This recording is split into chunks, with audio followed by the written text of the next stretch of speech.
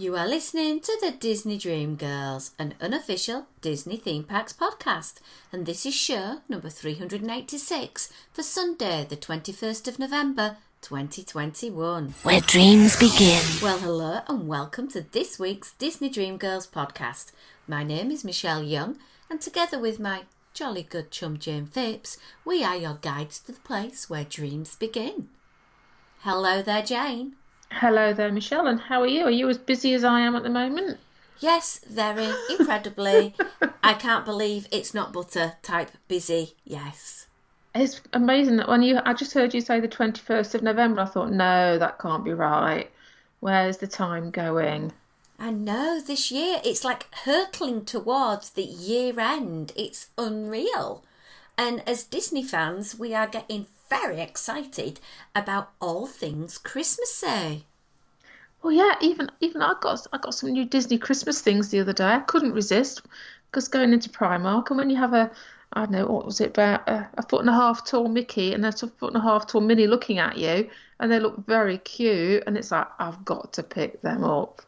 And literally, I then walked around the store with them until Simon went and fetched me a shopping bag because they were a little bit big to hold and shop at the same time. But they are home with me now. Oh, well, that's it when you go in places like Primark. If you see something and you want it, you pick it up straight away and walk around with it in your hand, because next time you wander around the store, it might have gone. Yeah, or you make sure that you're shopping with Michelle because she has a knack of being able to get store colleagues to get things that she wants. Absolutely, because you've got to do it. Definitely. But where I'm thinking at the moment is we have had the premieres of this year's Christmas offerings in Disneyland and in Walt Disney World. And I thought we could spend a few moments or two just having a look at the offerings and sort of giving a bit of commentary on whether we think the value is there, what have we sort of heard about them, and sort of talk a little bit about the good, the bad, and the not so worthwhile, if you like. Okay. I'd like to start with the Merriest Nights, $175 or $165 for a party night at Disneyland. Yay. Now, Disneyland are doing things a little bit on a smaller scale to Walt Disney World. Their party nights, well, they've already had two, with the 11th and 16th of November. Then they have the 30th of November, 7th of December and 9th of December. And they literally sold out before you could even blink. They did indeed. And actually, the 9th of December would have been really nice because that's my birthday. I could have gone. Well, no, I couldn't have gone. But it would have been nice to have thought I could have gone. Or pretended you were there. Or pretended I was there. That's what I should be doing, yes. Now, the party starts officially from 8 p.m. and runs till midnight.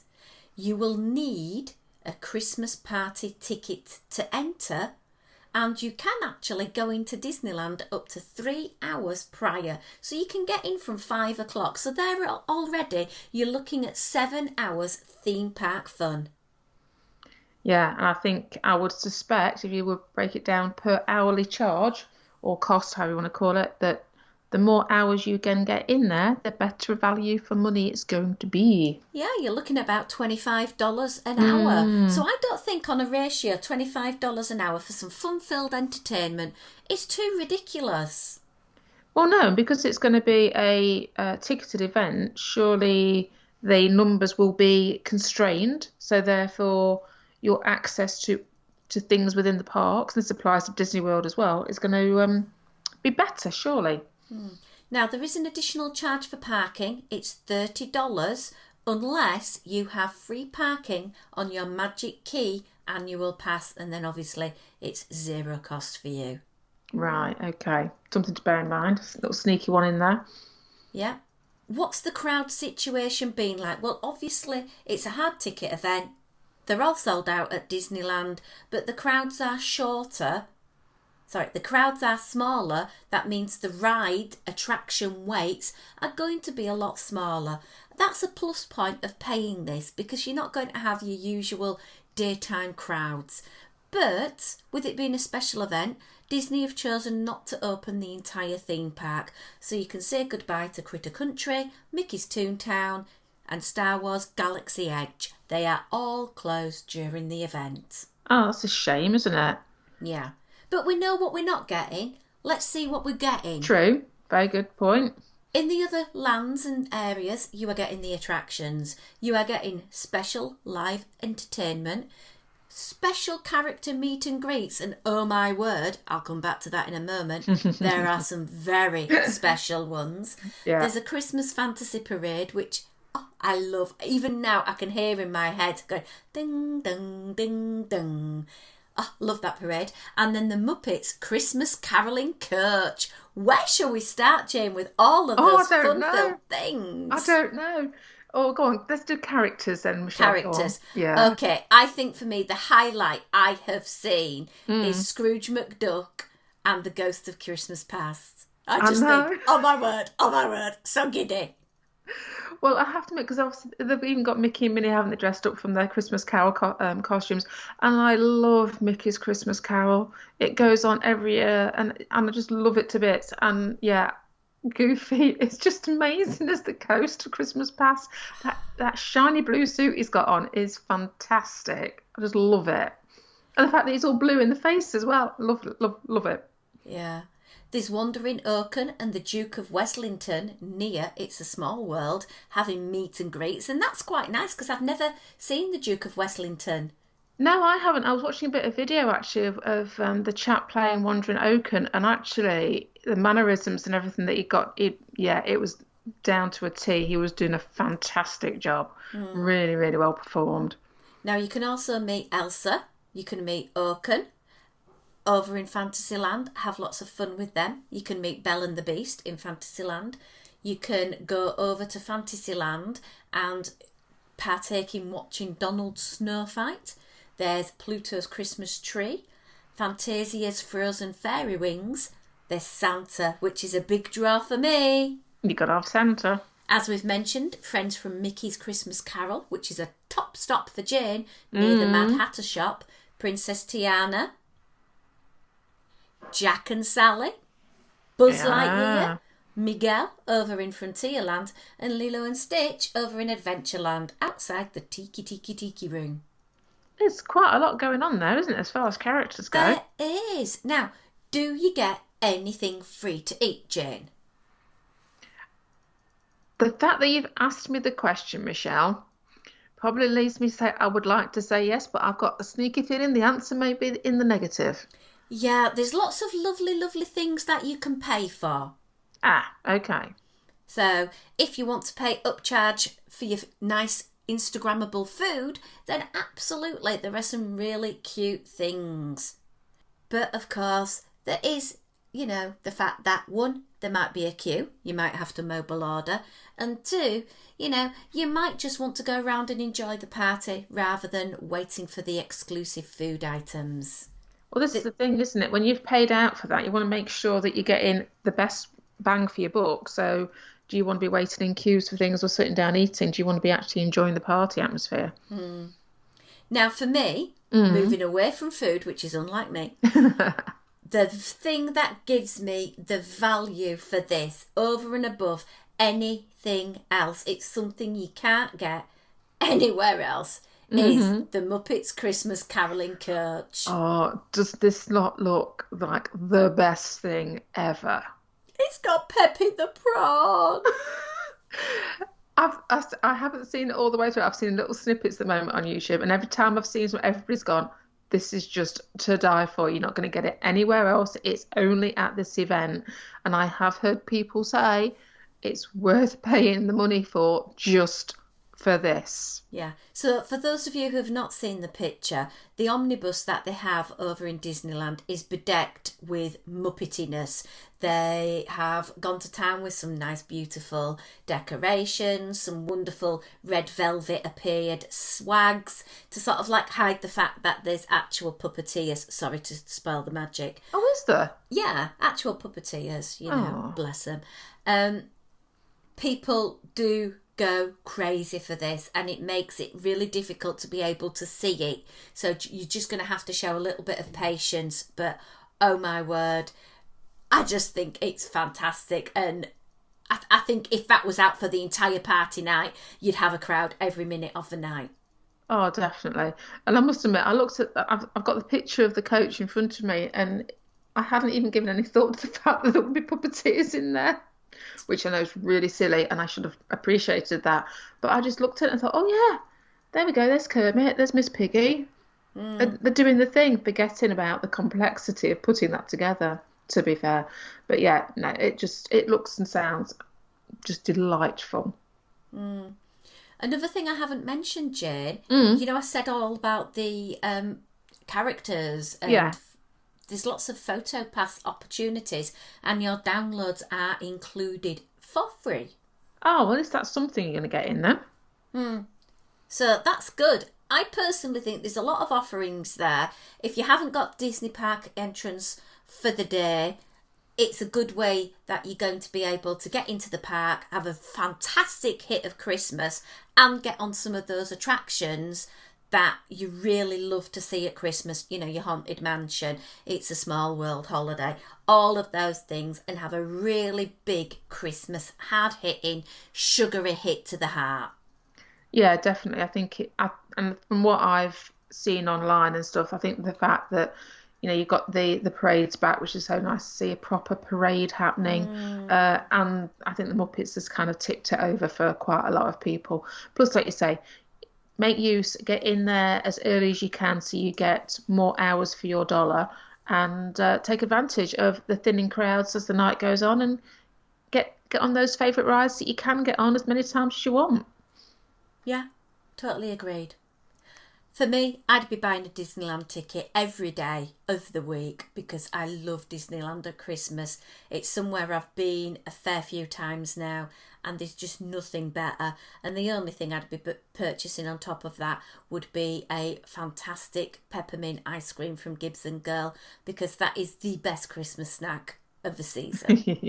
Yeah, I must admit, I've not been fortunate enough to spend any Christmassy seasons out at Disneyland, but I do like look for it, and I love the projections they put on Main Street as well. I think they look absolutely. It makes me.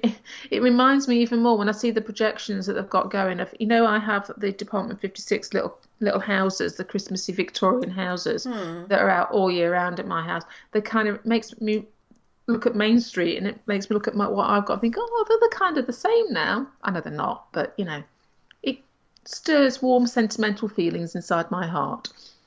Yeah. Well, let's hop coasts and go over to Walt Disney World, Jane. Okie dokie.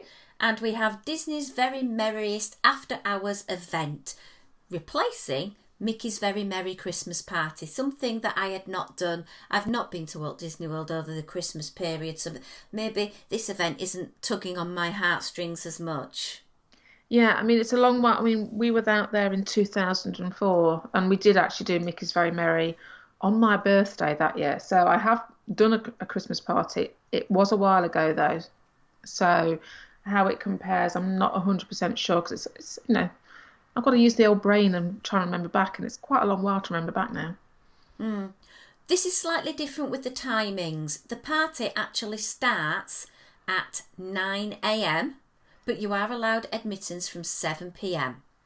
Okay, so you get a couple of extra hours on top. Yeah, which, is standard, and most people will be then shuffled out of the park at 9 o'clock, and it runs on select nights starting November the 8th all the way through to December the 21st.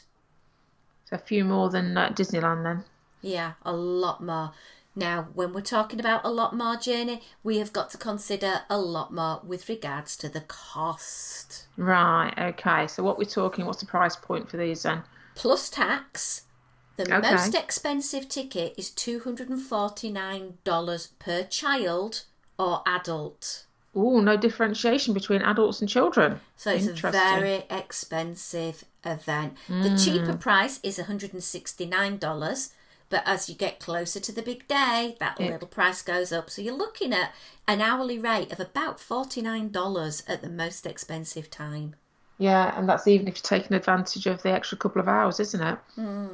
Yeah. Now, unlike Disneyland, there's hot cocoa and cookies available in the park. But something that really caught my eye and made me feel a little bit disappointed, in years gone by, you've had a selection of cookies at Mickey's Very Merry. Well, this year it's a pre-wrapped cookie, it's a snickerdoodle, and it's made by someone called Cheryl. It's not even a Disney wrapped cookie. Yes, I noticed that. I know they've got a couple of different, like, for any allergies or whatever, different eating options available as well. And even there are another brand version of a cookie. They're not Disney cookies, and I'm sure in the grand scheme of things, even Disney cookies are made by other companies, etc. But yeah, and I suppose it is done because it's a quick way of handing out, isn't it? Pre-wrapped and everything. But I don't mind them being pre-wrapped, Jane. That's great because it means I can visit every single stop and get about 200 of them, and they're going to last a lot longer time than the fresh baked type. The thing that bothers me is I don't know Cheryl. No, she may be wonderful, but I want a hidden Mickey on the front. I want it to be Main Street Bakery cookies. This is true. Very true. So that's got me a little bit irked. Oh, okay. And Michelle doesn't like this. But they are free though, Michelle. They are included. Which is good. So if you work on a basis of paying $249, and let's call each cookie worth, what, $1.50? Yeah. I'd need 166 to go to make it, in my mind, value, unless I get lots of big thermoses and pour in the hot cocoa. Yeah. They have got some snacks that I think that are complimentary, like your popcorn and your Mickey bars. So you could, you've got a little bit of extra you could go around. I can top up on one or two extra things. Ice cream I can't put in my backpack, Jane. It's going to melt. Bottled beverages, though, Michelle, you could. So then I am going to do the Klamowska system of having a very big pull-along to fill up with my soda. Then I can start seeing some value. Yeah, and then we're going to find Michelle stood on the corner somewhere trying to flog them all. Yeah, but between the two packs, if I was given an option, do I want a pack that offers me freebies that I don't really want, or a pack that's going to just offer me, if you want things to eat, you can pay for it? I'll go with that option. I'll go for the cheaper park entry ticket, thank you very much. Yeah, I think it probably will come down to what you can actually do as well whilst you're there, what entertainment you've got on, and what attractions you can get on as well, though, isn't it? True.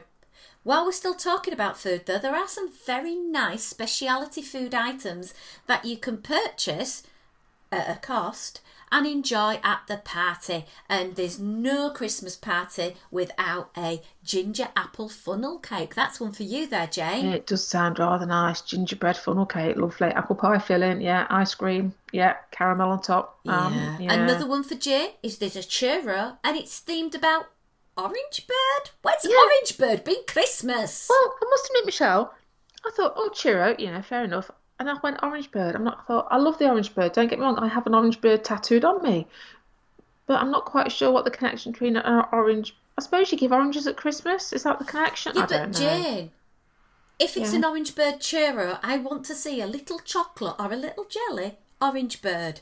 It's not that. It's little gelled orange segments. So it's not an Orange Bird. It's an orange churro with the bird added on to make out costing for an extra $1. It's just to suck you in, isn't it? Into buying something that you think is going to be one thing and it's going to be something else. Yeah, why don't they call it the Snow White funnel cake then? Because it mentions apple. Oh, I'm on my high horse now. Don't stop me now. Oh, no. Come on, get down. All right. There is something quite intriguing, and our lovely friend Marla Chan has mentioned this to me before. Peppermint iced coffee. I have never had a coffee flavoured with peppermint. Maybe it's something I'm missing out on here, guys. Yeah, I don't think I've ever had a peppermint one before. Yeah, so maybe we all need to go to the Golden Oak Outpost to have a To Be Jolly float, because it's got peppermint iced coffee blended with vanilla ice cream, topped with whipped cream, peppermint sprinkles and a chocolate mini bow. It is very festive sounding. It is, and they haven't sort of squeezed a character in that has no relevance there, because actually there is a mini bow. True. But it doesn't even mention it's not To Be Jolly mini float. No, it's To Be Jolly float. To Be Jolly, yeah. And while you're there, why not get a cake pop? Gingerbread. Nice. Lots of ginger going on, which I'm not complaining about. I like a bit of gingerbread. Yeah. Another highlight of this evening for me is to see the Disney Enchantment fireworks. But if you had normal park entry, you're going to see that. But they then put on an extra fireworks show, which is Minnie's wonderful Christmas time fireworks, exclusive for the parties. Yeah, so therefore, if you time it right, you're going to get 2 lots of fireworks for the price of 1, effectively. Ba-dum-bum. And of course, you're going to get the Once Upon a Christmas Time parade. Yeah. Which again is nice to see a big parade happening back in the park again. Side note, Jane, tangent alert. Okay. Fingers crossed, Paint the Night coming to Walt Disney World. Fingers crossed. Next August, fingers crossed. That will be good. Yeah. There are some attractions in Walt Disney World that have been Christmased up a little bit. You've got the Monsters Inc. laugh floor. Oh yes, I noticed that. Is that the first time they've done the Monsters Inc.? Yeah, I think so. Yeah. So it's really nice that you've got that. Yeah. There's all your usual photo pass opportunities, bits like that. Go get lots of nice pictures around the park. And there are snack carts. You can identify them by the big peppermint candy cane outside. As I say, not a fan from Jane or myself, but hey ho. So, entertainment. You've mentioned the parade. Yeah. I've not seen this one, but it does look really good. I have good memories of it as well. I mean, I think that it may not be quite as big as it has been in the past. I think obviously there's still a little bit of an issue with getting performers back from having laid them all off. But it is a proper parade, which has got to be, like you said, it's got to be a good sign for things getting slightly more back to normal and looking as we may be towards our summer vacations, in the hope that when we do get a chance to visit, things are quote unquote normal. Yeah, and it is offered twice an evening, and it's the first time a full parade has been offered in Walt Disney World since March 2020. Yeah. So it's really exciting to see what could be coming ahead for us. Yeah. We've mentioned the fireworks, that's at 11:15 p.m. A nice little way to end the fireworks to the night. You can't beat Disney fireworks. That's why I didn't bother going out on bonfire night over here. No, I mean, you've got to love a big fireworks show.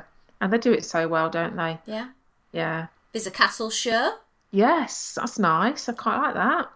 You can't beat a castle show. You need a good space to see it from, mind you. But yeah. I did see some video and it was Clarabelle Cow singing Santa Baby, which had me in stitches. I thought it was hilarious. But so worth going on YouTube there and having a look for it. There's a lot of characters out and about. I wouldn't say that there are any sort of ridiculously exclusive characters that have got my heart pounding apart from Santa. Yeah, I must admit, what I've seen, it didn't come across as good as the list we've just read out for Disneyland, sort of thing. I think Disneyland seemed to have tipped them over the edge on the character meets and greets. I use this phrase meet and greet loosely, of course, but yeah, I mean, there's characters, don't get me wrong, and they've all got Christmas scarves on, etc., but perhaps not as unusual and unique as perhaps as Disneyland are doing. True. However, they have got, don't worry guys, the reindeer wranglers. Yeah. And, oh my word, guys, if you want to have a bit of a chuckle, go over and watch. I'm sorry, it's not what I would be wanting to pay $249 to go and see, in my opinion. I'm sorry. Amazingly talented musicians, brilliant, fantastic. But for me, I expect a little bit more from Disney. I'm sorry. Yeah, I mean, it might be because it's just not my sort of music, I don't know. But it's like, yeah, it's okay, it's cute, but it's not earth-shattering at all by any stretch of the imagination. Obviously, you've got the Snope Fall. Yes. We love a bit of Snope in a theme park. Of course. But it makes everywhere look very pretty, doesn't it? It does. But to me, would I think this is as good a value as Disneyland? I think the price point for me makes it a little bit too expensive, and I wouldn't be putting my hand in my pocket for this. There's a few nice things, but for the cost, not unless I could literally get my body weight in cookies and cola, that I'm really going to be bothered with it. I'm sorry. Even at the cheapest night at $169, then plus tax, it's a lot of money for me. And even if I've never done Disney at Christmas over in Walt Disney World, I don't think I'd pay it, Jane. I don't think there's anything there that gets my giddiness going, like the Muppets over in Disneyland, or like the amazing characters in Disneyland. Yeah, it's a tricky one, isn't it? I mean, because unfortunately, the low end of the price is not too different to Disneyland. Then all of a sudden, it can jump up and down. Without looking at all the different dates, I would guess that there's probably more at the higher end than there is at the lower end. So that's going to curtail what you can and can't do. I mean, Yeah, true. obviously, I think if you can get in and you can make use of the full amount of time, getting in as early as you possibly can, and because you don't have to have a normal day entrance tickets to do that, and then try and make as best use of the time as you possibly can, then there's probably merit in it that way. I think it depends on how long you're at Disney for. Are you just wanting to see the Christmas things? Are you wanting to use it as a way to get in and get a lot of rides done in a short amount of time because the crowds are significantly lower and your wait times are at silly low wait times to go on things? There's a lot to weigh up, I think, is probably the best way to sum it up. Whether I would do it or not, I don't know. It's difficult when we come over because we know we're coming over for 2 weeks at a time potentially. So therefore, any little bit of extra expense is going to hurt. So we have to be very careful about whether we think something is worth spending an extra bit of moolah for.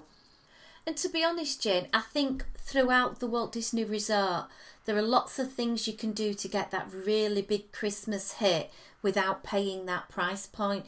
You know, you can go to the hotels that have those additional things, such as the carousel over at the beach and boardwalk hotels. You can also go to the Grand Floridian and see the amazing gingerbread house. Yeah. You know, you can spend that $200 by having some nice Christmas cocktails. You know what I mean? Yeah. Well, there's lots of things out there. I mean, there's I think every day when I look at the different vlogs and blogs and things, there seems to be new Christmassy themed snacks and food choices coming out, never mind the 50th anniversary stuff. So there's lots of ways you could choose to celebrate or get that Christmassy vibe by, like you say, Cheryl, going around either the different parks, looking at all the different trees, looking at all the different decorations, because obviously each park has got their own theming going on. I think it was at Epcot, they've got their tree, and in the tree itself, there's all different languages expressing, season's greetings, etc. You've got hotels like the Wilderness Lodge that have got an amazing tree. I mean, I remember watching video footage of that going up the other year. Absolutely astounding what they can create. So, like you said, just to, go on the monorail loop and visit each of the hotels and see what they're doing for Christmas and partake in a couple of either, as you say, beverages or foodie items. You can get your Christmas hit that way, can't you? I am a little unsure what's happening with regards to allowing people in to visit hotels at the moment, whether you need a dining reservation, etc., with the restrictions. So that's the only thing that I'm not too sure about. I may have to find that bit of fun out. But lots to talk about there, Jane. Lots of points. Guys, if you're over in the theme parks and you are going to one of these events, we would really love to hear from you. Why don't you get in touch with us, info@disneydreamgirls.com, or via our Facebook page for Disney Dream Girls Podcast Family. Let us know, share some pictures, if you've got any video, etc. It's very, very much appreciated, because when you can't get to the magic, it's really nice knowing that somebody at that time is thinking about you and wanting to share things with you. And it just makes a sort of like warm, fuzzy feeling in our sort of heart. And I know Shannon Jordal at the moment is over in Walt Disney World as we're recording this today, and she has been ever so gracious to share some amazing pictures. Oh my word, Spaceship Earth. Oh, stunning, isn't it? Yeah, and the Christmas trees and everything like that. It just makes me so happy seeing it. So, yeah. Right, my lovely, let's think about ending up this show for this week. Guys, thank you for listening, for staying with us, for being our friends, for being part of our family, for sharing our love of Disney with us. It means the world to us. what you can do in return for us sharing our content. Why don't you update your iTunes review or leave us a new one? You can follow us on Instagram or Twitter. You can share the podcast that way. Tell your friends.